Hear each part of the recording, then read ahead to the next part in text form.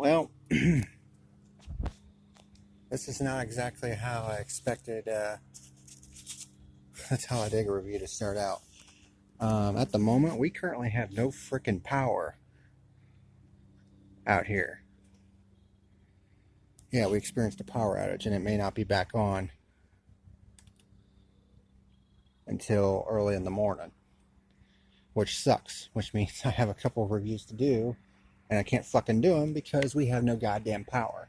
At least I have the little shitties to keep me company. But I am going to try to give you a review regardless. So let's get into it. This is the fuel.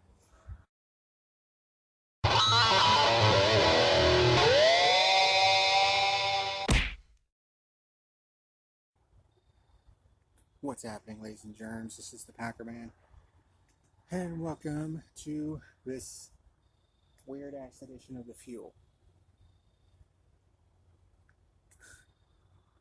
where we have no power, and I'm literally filming this in my backyard with my camera, with my phone. So to say this is a little weird is an understatement. Okay, I literally can't tell if the camera is looking at me or not, but at any rate. Alright, so let's get this over with. This is the 2019 1000bulbs.com 500 at Talladega race review. There's a lot of news, basically silly season news and some other stuff that I really want to talk about. But considering that this review is coming way later than it should have, because the race got rain delayed to Monday and NASCAR decided to wait until Friday to put the damn race up, I'm going to push the news of the week and all the stuff I want to talk about back to Monday, as there are sirens. It's a review by candlelight. I'm back at my home. Still have no power. And even in my friggin' backyard, I can't seem to get any peace. So I'm just going to run through this review real quick. Get done and over with. 1000bulbs.com 500 at Talladega. So let's go over the particulars. Stage 1 was 55 laps. Same for Stage 2. Stage 3 is 78 laps. So Chase Elliott started from the pole. Kez gets around Elliott and leads lap 1. And then we had 3 pure lead changes right off the bat. Kyle Busch on lap 5, Austin Dillon on lap 7, and Kurt Busch on lap 8. Had 3 and 4 wide all over the place. Top 7, here's single file on the bottom. Ryan Blaney trying to form a line on the outside.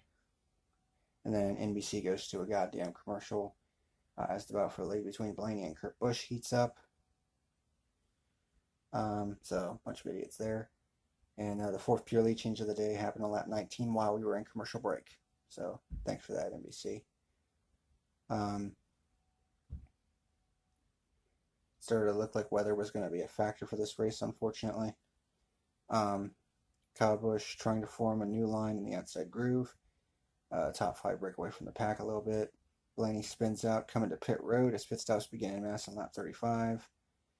Massive wave of cars coming on the next lap, and Ryan Blaney was penalized for speeding, obviously. But he would catch a huge break when the first caution came out on lap 37, when the 52 of Spencer Boyd comes to a stop on track. So it was a huge break for Blaney. So Keselowski leads on the restart. Newman leads the restart lap. And then Kez gets a push from Boyer to the lead for our 5th pure lead change on lap 44. We have 3 wide for the lead, and we have our 6th and 7th pure lead changes right off the bat with Kurt Busch and Chase Elliott swapping it. By the way, Chase Elliott pitted for 4 tires under the previous caution. We had 3 wide for the lead once again, this time Daniel Hemrick leading on lap 50. Eric Jones gets a flat tire and has to come to pit road. So it's a flat right rear tire, but we stay green. William Byron with our 9th pure lead change on lap 51.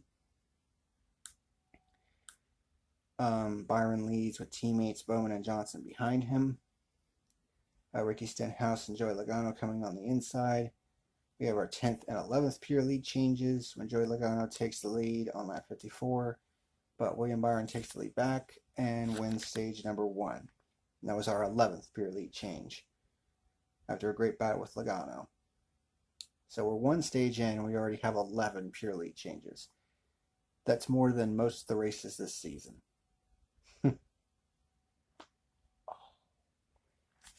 But then rain forces a red flag and the race is postponed to Monday. So fuck you, Mother Nature.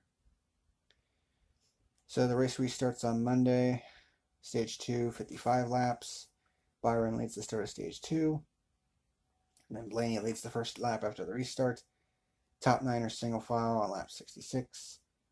Hamlin has a broken cow flap on the hood. There was actually several drivers that had broken cow flaps.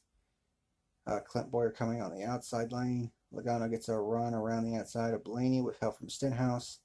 And we have our 12th pure lead change on lap 73. Logano gets put in the middle with Chase moving out to the lead this time for our 13th pure lead change on lap 78.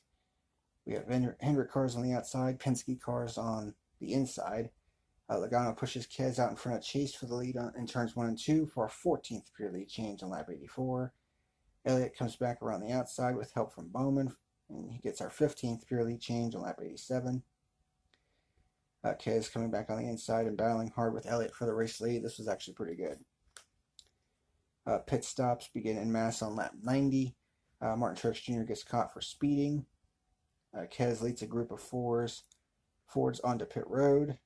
Menard gets caught for speeding, which was actually Matt Crafton since he subbed out for Menard, who was having neck issues. Apparently he has he's been having disc problems in his neck, and that's probably why he's retiring at the end of the year. Jack Johnson cycles back with the lead after green flag pit stops. Elliott pushes back to the lead.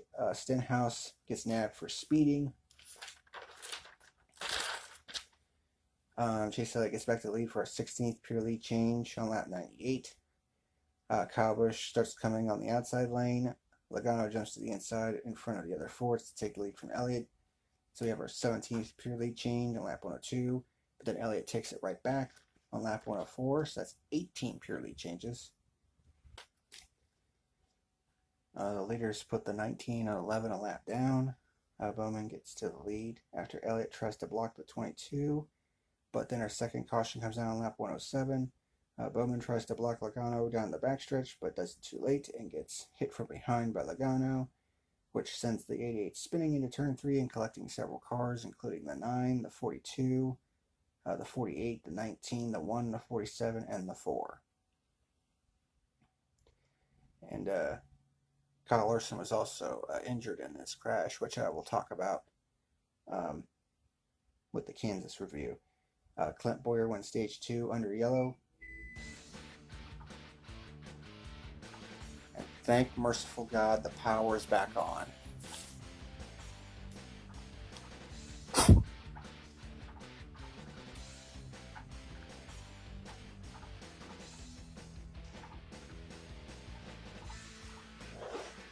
Oh, thank goodness.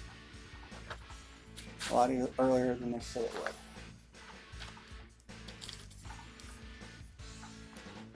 So let's go ahead and finish this review right quick.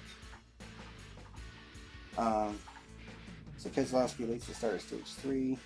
William Byron leads the first lap of stage 3. And then Clint Boyer gets by for a 19th pure lead change on lap 118. They start the freight train at the front, which kind of sucks. And then we start getting a big wave of cautions in this third and final stage. The first one on lap 122 when Bubba Wallace comes up in front of the 77 and puts both of them in the wall, which sends the 77 spinning. About half the field goes into service. Boyer leads on the restart, I should say. Kyle Busch takes the lead on the restart, and then Logano gets a run around the outside to take the lead. That's our 20th pure lead change of the day on lap 127. Almirola working with Logano at the front. Then we have another freight train forming on lap 132. And then our fourth caution came out on lap 133 for debris on the backstretch after the left front tire on Martin Truex's car explodes. So everyone comes in for service. Ricky Stenhouse stays out and leads on the restart. Stenhouse begins blocking like a madman. Logano gets alongside Stenhouse for the lead. And we have a pair of pure lead changes as they swap back and forth for our 21st and 22nd pure lead changes of the day on laps 143 and 144. And that is our new season high. The spring race at Talladega had 21 pure lead changes. This one, 22 so far. And we're not done yet. So Kyle Busch leads the inside charge, trying to get back to the front, and finally gets pushed to the lead by Elliott for a 23rd pure lead change on lap 151. And then we get our fifth caution on lap 153 when Clint Bowyer gets a flat tire and spins in turn 3 and gets stuck on the apron. Ouch. So everyone comes in for service. Byron leads on the restart. Stenhouse starts coming on the outside with help from Almirola, and he gets the lead for a 24th pure lead change on lap 160. Byron gets a run on under Stenhouse for the lead, but we have our sixth caution on lap 163 when Kurt Busch tries to bump the 24 Byron down the backstretch, basically giving him a bump draft, but he ends up spinning the 24 Byron, and he hits the 22 in the left rear tire, sending the 22's hood up, which I'm surprised they got that fixed, and collects several cars, and William Byron has been knocked from the race. So this race was not very kind to the playoff contenders. Stenhouse leads on the restart. Kurt Busch to the inside of Stenhouse for the lead, but we have our seventh caution on lap 171 when Daniel Suarez spins out in turn 3. Stenhouse leads on the restart. Kurt Busch gets pushed out to the lead by Matt DiBenedetto, 25th pure lead change on lap 176. Stenhouse gets a great run to the inside of Kurt Busch for the lead in turn 1 and gets it for a 26th pure lead change. And then we have 3 wide for the lead between the Busch brothers and Stenhouse. Kyle Busch leads on the line at lap 181 for a 27th pure lead change. And then we get our 8th and final caution on lap 182. Kurt Busch accidentally turns his brother going into turn 3, basically completely obliterating the field. I mean, there weren't very many good cars left. And Brendan Gaughan did a somersault in the air after getting hit in the left rear, and it looked like he was actually on his way to the lead. So, tough break for him. The red flag was issued on lap 184. Ryan Blaney inherits the lead and moves on the restart with 2 laps to go. Newman gets a great push from Hamlin and takes the lead in turn 3 on the white flag lap. And it's looking like he's heading to victory. Chris Buescher gets turned in the tri-oval, along with the 96 car. But Newman forgets to block, and Blaney gets a run underneath them in the tri-oval, and it's a drag race to the line. They start beating and banging on each other, and it is a photo finish, the Ryan and Ryan show, and Blaney wins the race by 7 1/1000ths of a second, the 6th closest finish in NASCAR history. But there were a lot of fans on social media that were bitching and complaining that Blaney was underneath the yellow line. Well, according to replays, it looked like he was knocked underneath the yellow line. He actually had position on Newman, but Newman actually came down a little bit, and there was actually some contact between the two that sent the 12 underneath the yellow line, but it was only 2 wheels. And honestly, who the fuck cares? You know, the yellow line rule needs to go anyways. But, yeah. That was Talladega, the playoff version. Alright, so your top 10 finishers for the 1000bulbs.com 500, and this is quite the top 5. Brian Blaney, of course, with the win. Ryan Newman getting edged out for second. Denny Hamlin, who started dead last on the field, ended up third. Eric Almirola fourth. And they were both right there too. Michael McDowell with a top 5 run. Good job by him in that front row motorsports team. Austin Dillon in 6th position. Corey LaJoie in the Go Fast Racing 32 finishes 7th. Chase Elliott comes home in 8th, which was decent, but still not really good for him. Ricky Stenhouse Jr. finishes 9th, and Ty Dillon finishes in the 10th position. And then there's some of these other finishers. Joey Logano finishing 11th, despite his hood getting knocked up. Ross Chastain finishing 12th. Matt Tiff 13th. Landon Castle 14th. Parker Kligerman, despite being wrecked in the tri-oval, finishes in 15th. This is crazy stuff. There were 47 total lead changes among 19 different drivers. That's insane. 26 of those 47 lead changes were pure lead changes.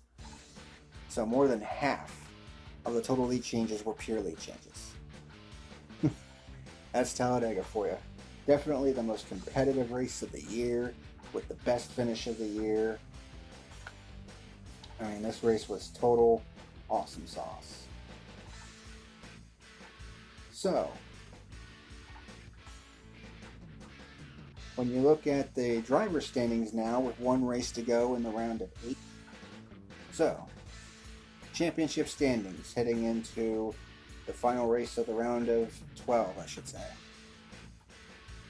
Kyle Larson and Ryan Blaney have locked themselves into the round of 8 with victories, which is great for Ryan Blaney's sake, because if he didn't win this race, he'd be 9th in points right now. And then you have Denny Hamlin, Martin Truex Jr., Kyle Busch, Kevin Harvick, Brad Keselowski, and Joey Logano. Those are your top 8 right now. And we might lock in 2 more before the end of stage 1, or at the end of stage 1, or at the end of stage 2 at Kansas, because Denny Hamlin and Martin Truex Jr. Are 55 and 48 points ahead of the cut line, respectively. So if both drivers are at least 50 points ahead of the cut line at the end of stage 1, or 40 points ahead at the end of stage 2, they will lock themselves in based on points. But as for the 4 guys below that cut line, it's Alex Bowman, Chase Elliott, Clint Bowyer, and William Byron. So basically all 3 of the Hendrick cars that are in the playoff, and Clint Bowyer. The thing about that is Alex Bowman, he's 18 points below the cut line, and he's the 9th place guy. So all 4 of the guys below the cut line, they have their work cut out for them. As for my final rating for this race, way too many caution flags once again, and the yellow line rule once again rears its ugly head. Overall, this was one hell of a race. I'm going to give it a good 9 out of 10. So, very good race. I give it a good thumbs up. Well, that's going to do it for what was a weird-ass review. It started with no power, and we ended with power coming back on. That's kind of funny how I was in the middle of the review and the power comes back on. That's pretty cool. Thank you very much for watching. And there's going to be a lot to talk about after the Kansas race, I'll tell you that much. All kinds of news to go over, and of course all the playoff implications, and I'm going to have a dumbass of the week for the Kansas review. So, stay tuned for the Kansas review on Monday, because it's going to be a jam-packed episode. Thank you very much for watching, and until next time, this is the PackerMan, signing out. Well, that is all for today's video. Thank you very much for watching. Be sure to rate, comment, favorite, like, and subscribe to my channels here on YouTube.com and over on BitChute.com. If you would like to sponsor my channel, go to my channel page at subscribestar.com. Thank you very much for watching, and until next time, this is the PackerMan, signing out. Have a good one.